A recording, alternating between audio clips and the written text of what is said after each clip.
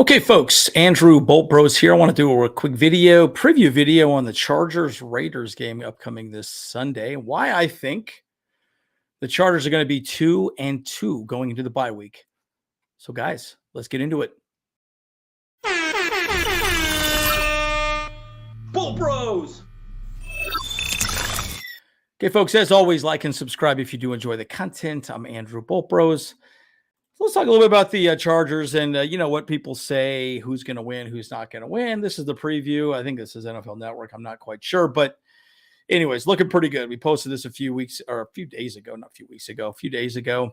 Right now, the Chargers are picked to win. I think it's 5.5 is the spread on Vegas right now. So pretty interesting. Again, I'm going to review the stats on the offense and defense moving forward.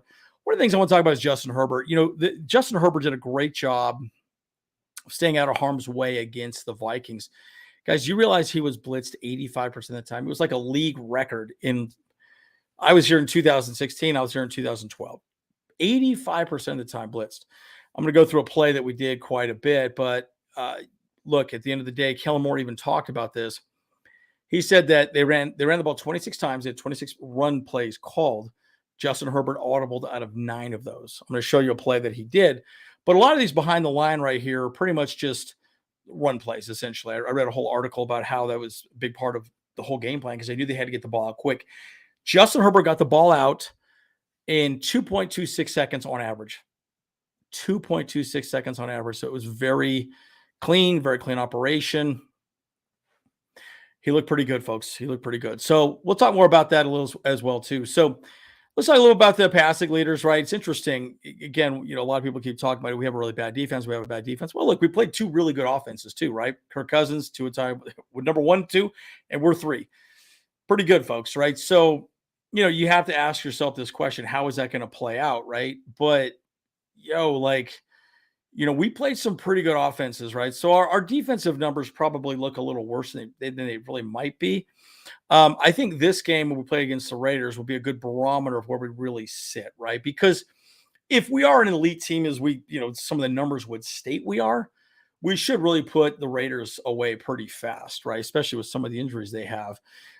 So let's talk a little more about that. Receiving number 1 and number 2, and then we're number 3, right? So, guys, there's a lot to discuss about, the people we've played against. Now, you can argue the Titans aren't that great.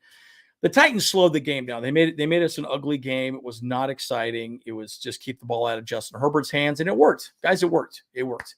And they won an ugly game. They won at the very end, right? But it is what it is, right? Again, after the bye week, we play CeeDee Lamb. But again, Devonte Adams is number 5. So another hard test this week. Again, I'm going to talk to you as to why I think we're going to beat the Raiders come Sunday. So one thing I want to talk about Stephen Volko. I do not believe he'll play much this game. I think he's listed at 5th in the depth chart at this moment. Right? He needs some time to get into the system. Again, he was practice squad for the Steelers. This is the only other pictures they had were of him with those stupid things on his helmet, right? So I figured at least this one looks halfway decent. But again, he was drafted by the Cowboys. Big guy, clearly, Kellen Moore likes him, and it was, again, as I did my video, I was kind of surprised he was actually brought right on to the actual 53-man squad. I kind of expect him to be a practice squad guy, and he wasn't, right? So it is what it is. I do think he'll have a larger part after the bye week. Now, it's interesting. That's also when Jalen Guyton is supposed to be back. At least that's sort of the rumor that he'll come back after the bye week. So when we play the Cowboys, we might see some of the first action with Jalen Guyton. So, again, something to keep in mind of, I don't really know how much he'll play, but, he'll be on the squad for at least a couple weeks. Also, I did read an article that stated, hey, look, if we got him, maybe Jalen Guyton's not even going to be ready to come back for a little while. Again, he's a tall guy, 6'4", 220, 4.37 speed. That's pretty damn fast, right? So, he can stretch the field. So we'll see. Clearly, Kellen Moore likes what he sees in him, and that's why he's here. Okay. This is an interesting play. I wanted to show this because this is a breakdown of the play that we did quite often. I mentioned earlier that Kellen Moore ran 23 run plays, and Justin Herbert audibled out of 9 of those into pass plays. This is an example of a play that they instituted because they knew it was going to be cover 0. Cover 0, if you don't know, is this. Everyone blitzes, and you got basically people right at the first down marker, right? You just want to get in their face and hopefully put a hand up, bat a ball down, yada, yada. And they call this birds on a fence. That's what people call it, whatever. But they're basically at the first down marker, right? So, well, we did this play a lot. And we threw the ball to Keenan Allen a lot, as you know. I think it was 20 targets to Keenan Allen. And again, I could talk more about that as well. I really think we need to distribute the ball more, and I think we will. Sadly, with Mike Williams out. But the wide receiver just moves forward and basically it's like a pick play at that point, right? It's just a basketball pick play. The XI slants, easy play. Quarterback throws it right here, 5-yard play, and then he tries to get the first down. Pretty simple. That is a cover zero buster. There was a couple different variations of that, but that's what you saw a lot with the Vikings. I think we ran the play. This guy said we ran it 2 or 3 times. I thought we ran it a few more times, different variations of it on both sides of the ball. They flipped it, obviously. But Justin audibled a lot into this play, or different variations of this play. But these are the cover zero busters. So it'll be very interesting to see how often the Raiders blitz. Here's the injury report. Okay, so I want to say this. This looks probably bad at first blush. There's 2 people here that I would say do not worry about. Gerald Everett, illness. I wouldn't worry about him. Corey Linsley, illness. Would not worry about him. Joey Bosa is one I'm a little concerned with, but again, he's been dealing with this for a while. I think they're just resting Joey, and also, oh my goodness. Well, I'm thinking of another person. Okay, well, no, I guess, okay. And then obviously Austin Eckler, his ankle, he's limited. He'll play on Sunday. I would assume he'll probably be on a limited snap count. I don't think he'll play a ton, but he'll probably play a little bit. The 2 that I'm a little concerned with are Alohi Gilman and Derwin James. The heel and the hamstring. I would think Derwin James most likely will not play. Derek Ainsley just got done speaking to the media, and he basically said he's very happy with JT Woods. Raheem Lane was the one that came in for him after Derwin James left the game against the Vikings. So I would assume Raheem Lane will be out there again if DJ can't go, but most likely JT Woods will take over Alohi's duties. That's a concern, guys. I'm going to talk a little bit more about this later on with Devonte Adams, because those are 2 starting safeties, folks, right? Brandon Staley's defense is about one thing: keeping a lid on the explosive plays. And we've given up a lot of explosive plays. I can show you we're number 2 in the league in having explosive plays, but we're number 1 in the league in giving up explosive plays. Wow, not a great stat, folks. So it's a little bit of a concern. Eric Kendricks, I would expect he'll play. Dean Leonard, I would expect him playing as well. Corey Linsley will play. He's just sick, just like Gerald Everett. He should be fine. Kenneth Murray, he's fine. He'll be okay. I think he'll be okay. Rashawn Slater will be okay. So I think the only 2 that I'm really concerned with are the Alohi Gilman and Derwin James at the moment. But I think everyone else will most likely play moving forward. James, one of the other Bros, will do a video tomorrow on Friday's injury report. So just wanted to give you this one for today. Again, it's 9:28. This one just came out a few minutes ago. So just wanted to give you that update. So just want to talk about the offensive line. The offensive line has done a great job. Justin Herbert's done a good job of maneuvering the pocket. I will say this, though. Last week, I saw a lot of videos where our running backs, Joshua Kelly and also Isaiah Spiller, had a hard time picking up the blitz. Now, again, let's be very clear. They blitzed 85% of the time. So you got 6 minutes at the line, they push 7. You put 5 minutes on the line, they do 6. They're always throwing one more person at you the entire time. And so it's difficult to pick up a blitz, but Herbert did a good job. I think our running backs did an okay job, but Eckler would do a better job. I think they did that because Eckler was out, and I think they felt like, all right, Kelly and Spiller aren't that great at picking up the blitz. They did okay, not great. Something to think about moving forward. I know it's been a big knock against Isaiah Spiller, but Dotson wasn't out there at all either, so I'm very curious to see how that plays out this week. So, again, we'll have more information for you Friday and also Saturday as well. So let's talk a little bit about the offense. Pretty interesting if you look at the offense and the defense. So we're going to do offense, and then we'll do defense, and then we'll wrap up. Offense right now, we're 5th in the league. We are scoring 28.7 points. Raiders are 29th, almost dead last. They're not doing great scoring points. Pass offense, 3rd in the league. Raiders 14th, not throwing the ball well. So I think that looks good for us. Rushing offense, we're 13th in the league. Yeah, about 100 yards a game. Again, our big week was week 1 versus Miami. Rushing, Raiders are not doing well. Okay, so that's a good one for us as well, too. I think we're actually doing better than a lot of people would say. Total offense, we're 2nd in the league. They're 24th. They're not looking good offensively. 3rd down conversions, 40th percent. 15th, they're 17th at 38.71. Red zone scoring, we're 7th, they're 21st. You guys seen a theme. They're not scoring well. They're allowing a lot of sacks, and they're giving up a lot of turnovers. They're 30th in the league. I'm actually covering it up right now, but they are 30th in the league in turnovers currently, folks.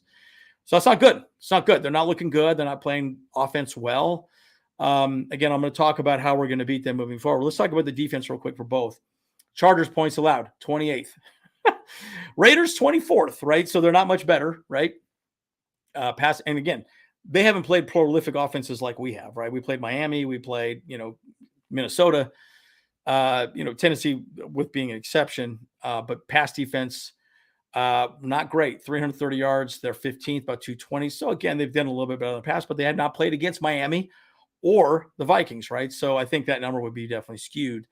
Total defense, we're 31st in the league, they're 18th, right? So again, we played very prolific offenses, so I think it makes a big difference. 18th, we're 18th, middle of the pack league on third down conversions. They're 26th, so they're giving up a lot of third down conversions moving forward. That looks good for us because we've struggled with that these past couple of weeks. I think a lot of teams have played us very well on third down. Red zone defense, we're 15th in the league. They're 17th. They're not scoring correctly, as you can see. They're not scoring properly. Sacks, we're 5th in the league, and they are 9th in the league, right? So they have 5, we have 9. Takeaways, we are 6th in the league, and they are dead last at 0 takeaways, folks. Goose egg. So that looks good for us, right? That bodes well. That's why I would say Vegas is giving us basically a 6-point spread to win the game. But there's a lot to discuss, folks. I mean, there's a lot to discuss. J.C. Jackson's a big issue. I don't know if he's going to play or not. Came out today. He was confused. Why am I not playing? Why am I not playing? And, you saw on our YouTube page, I posted a couple of little snippets, and he seems unhappy. He said he's done everything he can to come back, but he's also admitted he's not 100%. I do think, bottom line, Brandon Staley doesn't want to put him out there and put him in harm's way. He hasn't played great. He's played okay, not great. So there's a lot to discuss about J.C. Jackson. I don't know. What do you guys think? Should we play him? Should we not? I'm a little indifferent, but I will say this. I think that, bottom line, I think this has probably been the worst pickup that Telesco and Staley have had thus far. I do think, Khalil Mack will probably have a good game against the Raiders. He tends to do very well against them. I think Joey Bosa will do, and I think Tully will do well against the Raiders on the pass rush. But this pickup, we spent a lot of money, and he just hasn't worked out. It's been frustrating. I think really it's the wrong system for him. I think there's a lot we can discuss on that. But, bottom line, moving forward, we'll see what happens. Now, right here, K9 has looked absolutely amazing.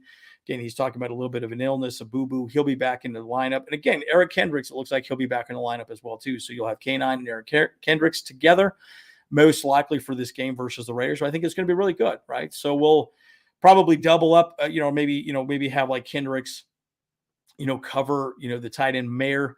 Again, he was a rookie that I really liked out of Notre Dame. I think I could see him covering him quite a bit. K9 will probably be there going after Jacobs. So I'll talk more about that a little later on. And again, these guys, Tully and Joey Bosa, are looking absolutely amazing. Zont's looking great. Morgan Fox, you can see Khalil Mack's back right there in that photo, looking really good. The defense is not that far off. For whatever reason, I will say this about our defense. I do think the NFL has figured out how to play well against Brandon Staley's defense. It's been in the league long enough that I think people understand how to beat it, right? And I think that's part of the problem. And Brandon Staley hasn't really adjusted a ton to really figure out how to beat some of these players. So, we'll see how it plays out moving forward. But I think this would be a very good test for our defense, a barometer, if you will. We should be able to stop them, right? In theory, on paper, we should be able to stop the Raiders, okay? If we don't and we have a hard time, it's going to say a lot about where our team is right now. And again, we're unlucky because we have a very early bye, week 5. After this game, we have a bye week, and then we play the Cowboys and then the Chiefs. It's not too easy after the bye week, folks, right? Those are 2 tough games. Then it gets pretty easy after that, or a little easier at least. But my point is, folks, I think this would be a very good barometer. If we come and dominate right now, this would show the league that we're actually a little better than a lot of people would say we are. Everyone knows we can score points, but can we stop them offensively? Again, you look at the numbers there, I think we'll be fine. We should be okay on paper. We'll see. So let's talk a little bit about the quarterback situation. Jimmy Garoppolo is in the concussion protocol. I saw about an hour ago. He was out there throwing balls around, so I would assume he probably is going to play. There was a lot of people on Twitter stating that he is going to play. Who knows, right? If it's not him, it could be Hoyer, it could be also Aiden OConnell, right? Now, well, what do Raider fans want, right? Not that we really care what they want, but at the end of the day, this is a big part of what I keep seeing. It's time. Raiders need to start Aiden OConnell. Aiden OConnell balled out in the preseason. He looked very, very good. He's from Purdue, looked very good in the system.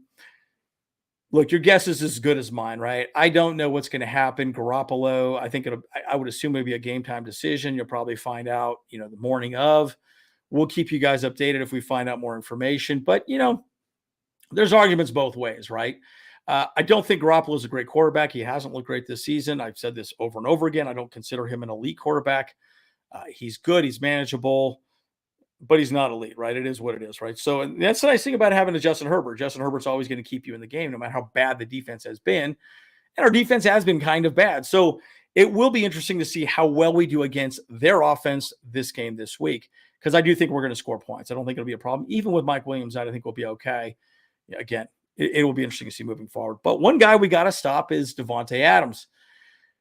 Look, he's the guy we have to stop. He's the guy, like the only major person we have to stop. Now, what I would probably do is put someone like maybe Zont on him or, Vato, right? One of the two, and then have safety help up top, depending on what side he lines up on. Look, he's not happy either. He talked about wanting to get traded. He's not happy with the Raiders. I think he said something to the effect of, we're not trending in the right direction. He wants to get traded. He's unhappy. And why would he want to stay there, right? I mean, Josh McDaniels is not a great head coach. He clearly sees the writing on the walls, not a whole lot of excitement there.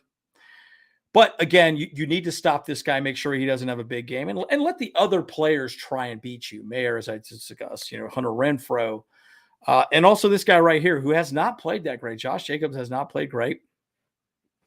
The Chargers have a way of letting running backs do really well and look all of a sudden amazing. So again, I think there's a lot to be said about what we need to do against Josh Jacobs. But bottom line, I think we should be able to corral him in. Again, we're probably going to run pretty light boxes, I would assume. 5 to 6 men in the box max. So, it'd be very interesting to see how we play moving forward against Josh Jacobs on the running game. But again, if we can stop Devonte Adams, Josh Jacobs, there's nowhere to go with the ball. I just don't see them doing well. And again, if we can put pressure in Garoppolo's face, we saw what happened to him last week. Put a little pressure in his face.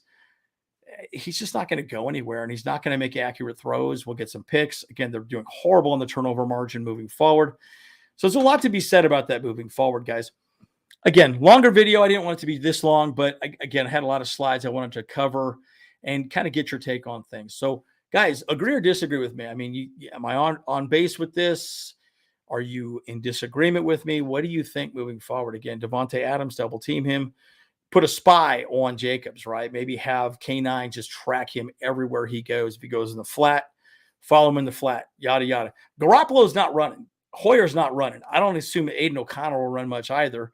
But again, it's something to definitely keep in mind moving forward. So, guys, as always, Andrew Bolt Bros, see you guys in the next one.